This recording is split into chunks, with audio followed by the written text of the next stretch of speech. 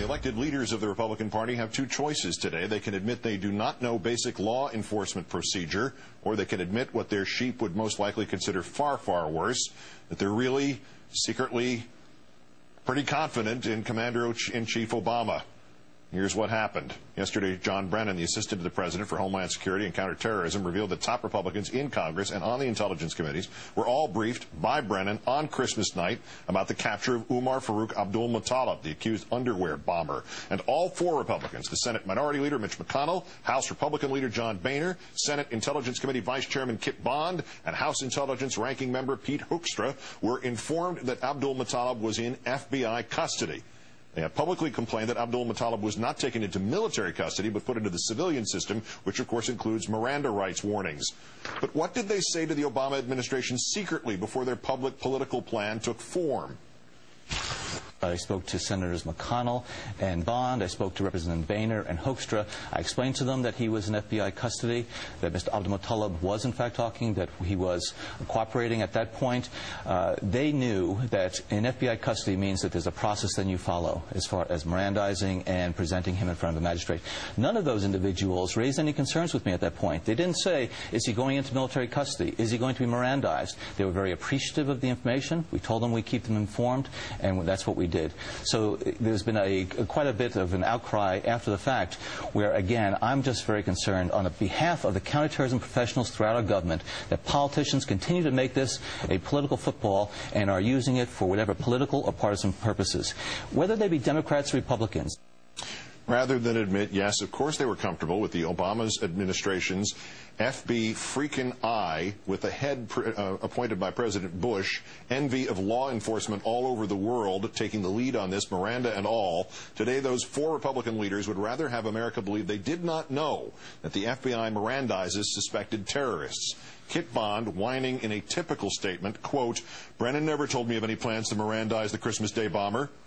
Of course, if they want people to believe they're really that ignorant about the subject, kudos to McConnell spokesman Don Stewart, who said in a statement that on Christmas Day, Abdul-Muttalib was, quote, a known terrorist. In fact, Abdul-Muttalib had been linked to 0 incidents of terrorism before Christmas Day, as any of the remaining honest Republicans would admit to you, at least in private. Let's turn now to Chris Hayes, the Washington editor of The Nation magazine. Chris, good evening. Good evening, Keith. Am I basically on target about the GOP choice here and which one it seemingly prefers after today's round of statements? Well, I guess there's a third option, which is that they've sort of selective amnesia about the entire Miranda decision 40 years ago, which conservatives, let's recall, hated when it first came out and have sort of been opposed to forever. So maybe they're just sort of glossing over the fact that Miranda is good law right now. But no, look, I mean, this is manifestly and obviously completely, absolutely fabricated as an issue. It's not an issue. They have just it's amazing the way that they have reverse engineered this into being a topic of debate. This is standard practice. It was done under the Bush administration. It was done in this case. And the notion that this is somehow extraordinary or shows some radical deviation is just crazy. I mean, and I think the Brennan's report of that briefing shows that this is completely fabricated. Yeah, the only thing that was missing today was some explanation that the Miranda they thought he was referring to or was referred to in the law was from Sex and the City. What would most of the rabid Republicans, I mean, at the Tea Party, what would they think of the concept that Republican officials secretly would have cordial, professional, non-yelling phone calls with a man like John Brennan without putting on a show of Miranda, soft on terror, et cetera, blah, et cetera, blah, et cetera? Well, they wouldn't be happy with it. I mean, what's interesting is you're seeing here actually a mirror image of what we saw during the whole, a lot of what happened in terms of the Democratic Congress and the briefings it received from the Bush administration, right? Which is that these briefings are very strange kind of encounters in which, you know, the executive does really hold the cards, first of all. Second of all, there's a lot of consensus amongst the players in the national security state on national security policy. I mean, we've seen there is a kind of, you know, basic consensus among policymakers, and obviously there were huge deviations during the Bush administration. There are some things the Obama administration that are doing now that are awful, but there's a lot more agreement than there is disagreement. And then what happens is when they're out of the room and in front of the cameras, then you get a lot more disagreement. So I think that we're actually seeing sort of an interesting through line on that, which is that policy that's produced sort of behind closed doors has a tendency to kind of coalesce around consensus. I want to, and you're involved in this too, but I want to take a second to issue a public challenge to those 4 Republican members of Congress tonight. And I'd like to, if you can, gentlemen, document, however you see fit, the record since 9/11 of intel about imminent threats coming through the military tribunal system as opposed to intel about imminent threats coming through civilian law enforcement. And, you know, while they figure out how many, 37,000 preconditions before they'd be willing to answer my challenge there, you want to take a whack at it, Chris?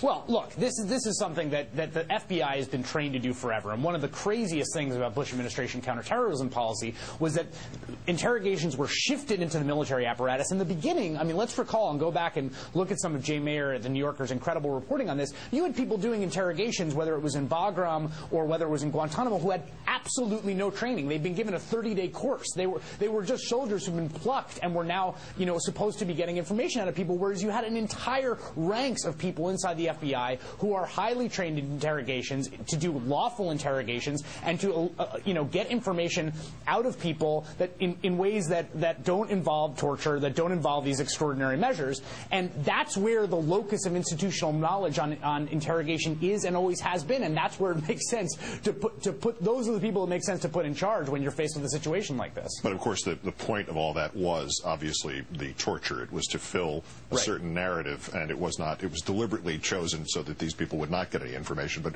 we've been through this already. Chris Hayes of The Nation, great thanks. Thank you, Keith. New Orleans is officially over Katrina, so says no less an authority than our guest, New Orleans resident and Super Bowl winning Saints fan Harry Shearer.